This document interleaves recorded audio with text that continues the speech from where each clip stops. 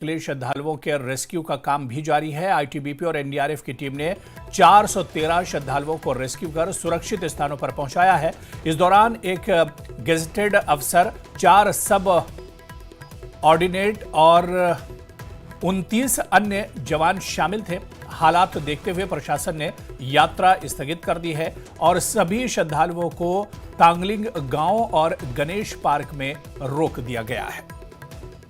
तो कल की तस्वीर भी हम आपको दिखा रहे हैं और किस तरह से 413 श्रद्धालुओं का रेस्क्यू किया गया है। आईटीबीपी, एनडीआरएफ के जवान लगातार रेस्क्यू ऑपरेशन को अंजाम दे रहे हैं और जो लोग फंसे हुए हैं उन्हें सुरक्षित निकालने की कोशिश लगातार जारी है। हालात कितने ज्यादा खराब हैं, बादल फटने के बाद की जो तस्वीर है, जिस तरह से मलबा नीचे आया था सैलाब की सूरत में, वो तस्वीर भी हम आपको दिखा रहे हैं। और इस सैलाब आने के बाद, बादल फटने के बाद जो श्रद्धालु थे वो एक तरह से फंस कर रह गए थे यात्री, और उन्हें अब बचाने की, रेस्क्यू करने की लगातार कोशिश हो रही है, लगातार रेस्क्यू किया जा रहा है। अब तक 413 श्रद्धालुओं को रेस्क्यू किया जा चुका है।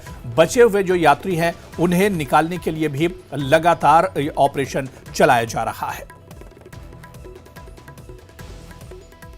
तो तस्वीरें आप देखिए, किन्नौर में बादल फटने के बाद नेशनल हाईवे पूरी तरह से बंद हो गया है। नेशनल हाईवे 5 करीब 40 घंटे से बंद है और हाईवे को बहाल करने का काम भी लगातार जारी है। दूसरी तरफ जो श्रद्धालु फंसे हुए हैं उन्हें भी निकालने के लिए रेस्क्यू ऑपरेशन चलाया जा रहा है।